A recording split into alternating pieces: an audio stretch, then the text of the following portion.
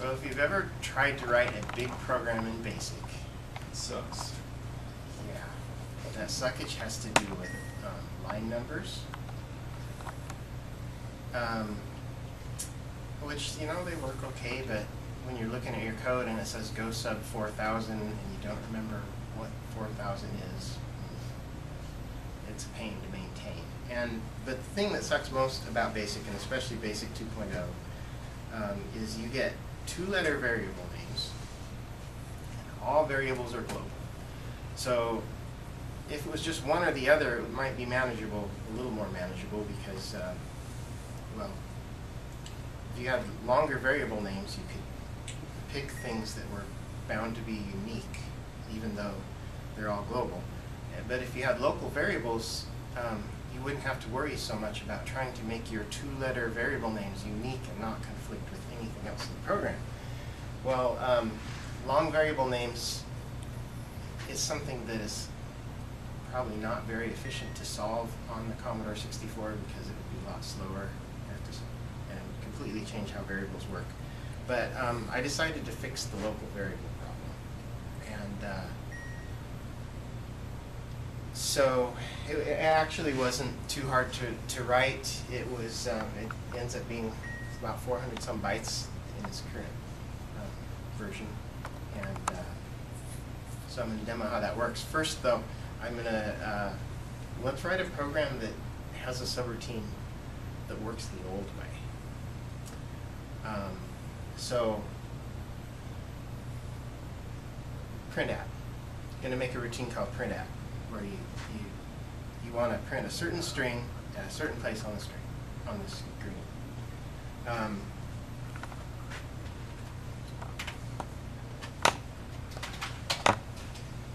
So it'll go like this. We're going to pick, say 1,000. So you're going to have to pass three things to this routine: a string and an X position and a Y position. I'm going to use a trick to get to the right line on the screen. Is you just do a home and a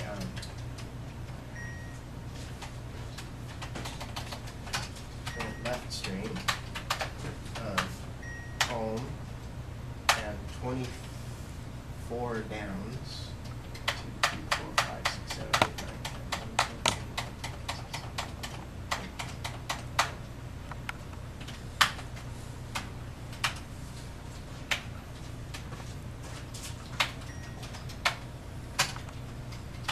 We can use a space function to get to the right X position. And then let's use tstring for the variable.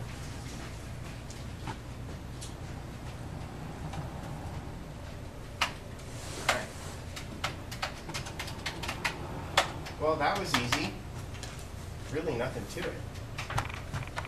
Problem is when you want to call it. If you want to call this routine to print, say, hello world at the center of the screen, you would have to do something like tstring equals hello world. Not hello world. Not a word column. And then you got to set x equals something like 10 and 10. 15. Equals 13. Then go sub 1,000. Okay. And I wish I cleared the screen first. Problem solved. Okay. So let's see if this works. Yay. Okay. So it works, but it's kind of ugly. It would be nice if we could do something like this. Go sub 1,000, and then just put your string in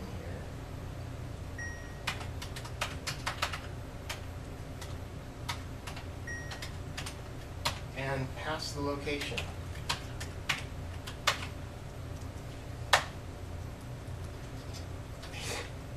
It worked.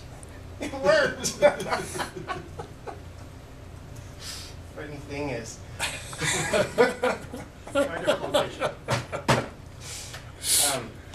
CLR. There we go. And then I have to clear the screen so that it what's going on there. I'll explain why that works, but whoa, what happened? All right. So obviously it doesn't work. The reason it worked is that number one, the variables were still set from the last call. Am I on there? And number two, there's a little shortcut in BASIC that you can put whatever garbage you want after the line number in a go sub or a go to statement, and it'll just ignore it. It doesn't care. So that's kind of funny. All right. So we're going to load lv.c000. LV stands for local variables, and it's going to load it hex C1000, comma 2, comma 8, comma 1 if you're loading it from your device 8. You don't have it. There we go. Type new. Okay, now let's write a more proper subroutine for print at. We don't have named subroutines yet, so it's still going to be called 1000, but at least we can pass parameters. So what you do to declare what a subroutine's parameters are is you use the function token.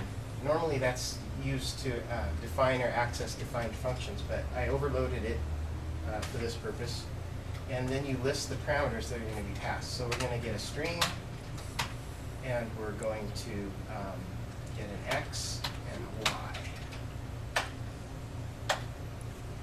And then the rest of it looks a lot like it did before. Exactly like it did before. Print left string of. Or you can do code 214, y, code print, code 211, X. Yeah, you could. That's okay. I don't know why minus 1. You'll be off by 1. There'll be no way to get to the top of that. What's that string character that you? So left string, the string I've got here is a home, followed by Clear. Like shift home, 25 down arrows. followed by at least No, 20. just one of those. Oh, just Just one? one. Followed by down arrow, cursor down. 20 times. At least 20, well, at least 13 for this example. At least 24 times. You can just hold it down.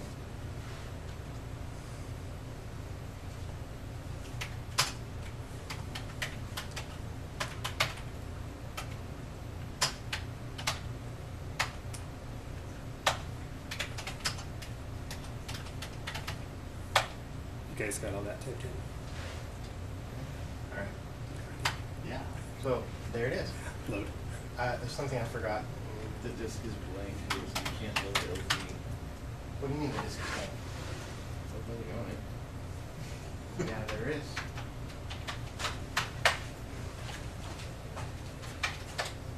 Okay, never mind.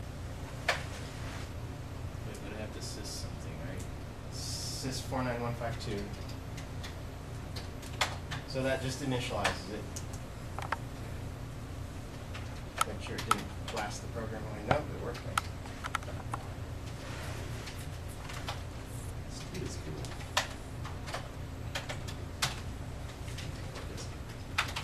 Now we can say go some 1000.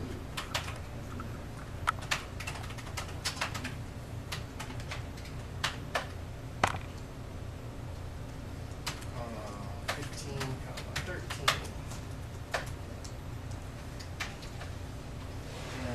And make a program out There of we go. this. Worked that time. Yay. Yeah, I actually want to make a program out of it because put it at 100 because Put it at line 100. No. in line 1 it's going to be sys 49152. You got to do that every time you run your program. All right.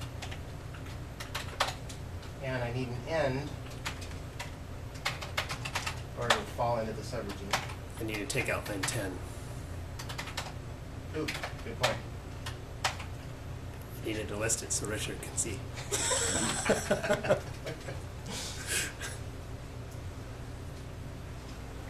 Okay.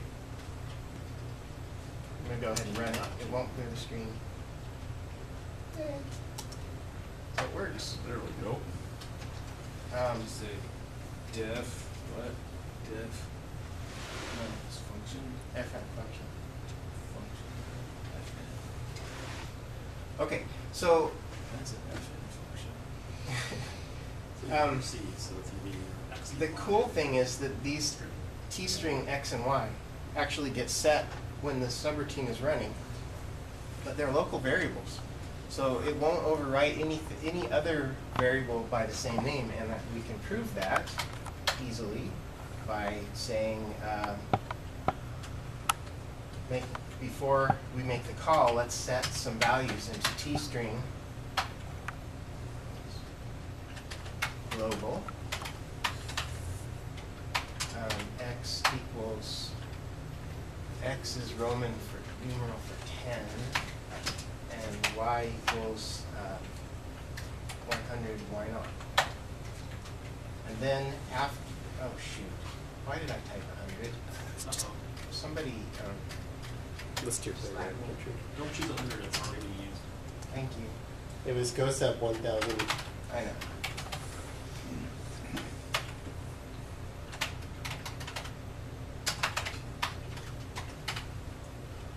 And here's another example of why programming directly on the Commodore 64 using line numbers is kind of a pain in Fingertips. the, yes, it's a pain in the anatomy.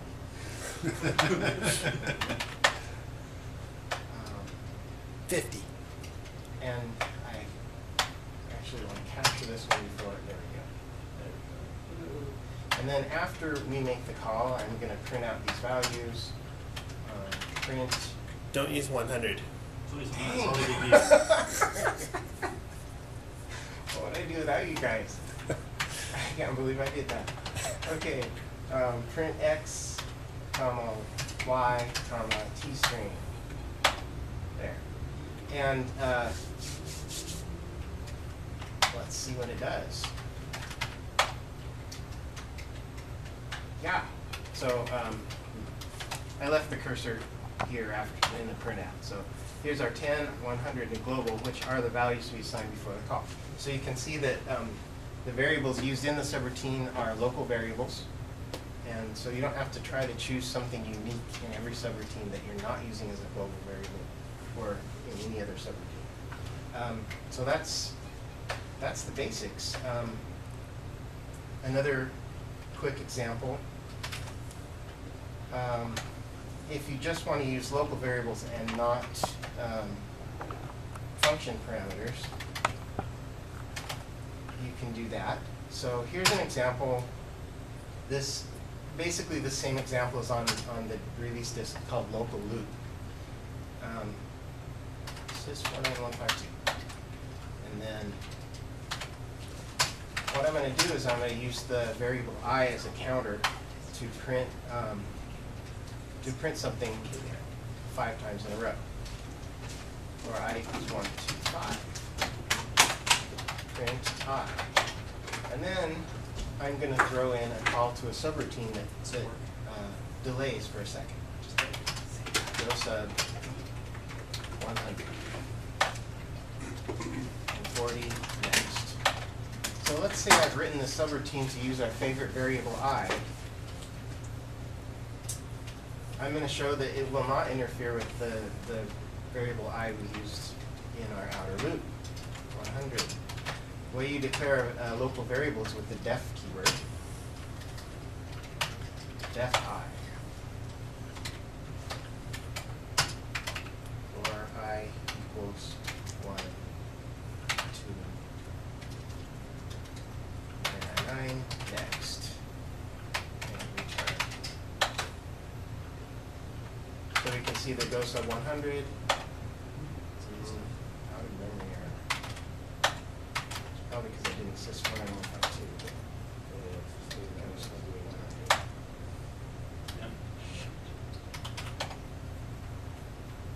You typed new. Did I?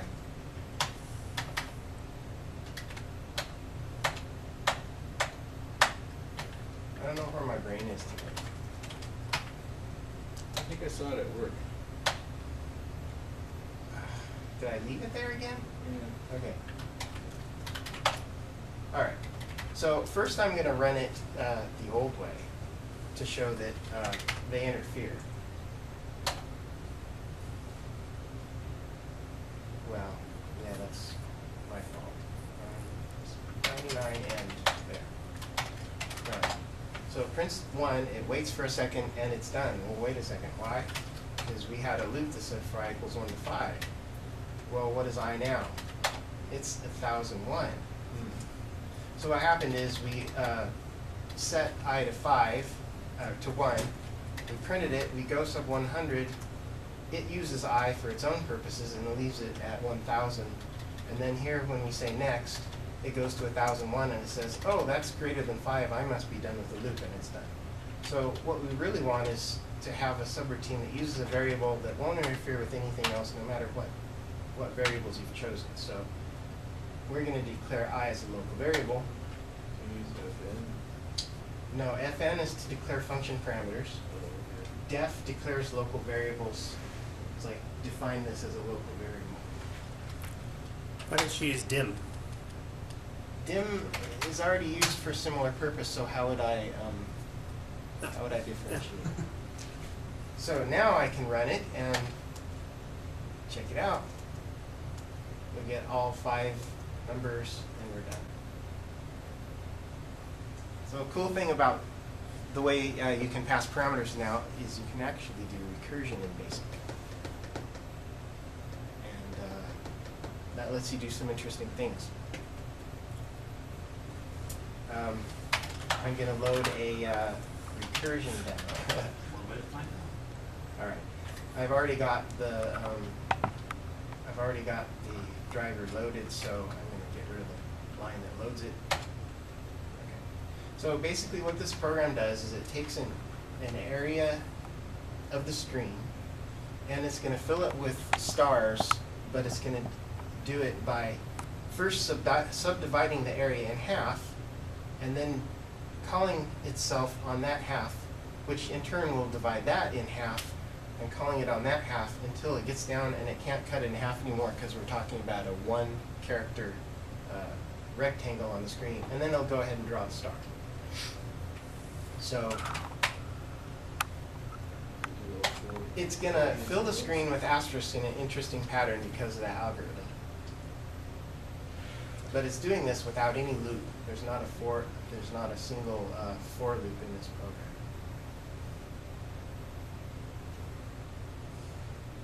I do wrong here, I keep getting this. It's gotta be a little more interesting if you go 99 for it at the same and- time with a shallow dive. 99. I played around with that and had some troubles with the algorithm. So I'll have to look at that. I'll do that at some point. Okay. Yeah, because I forget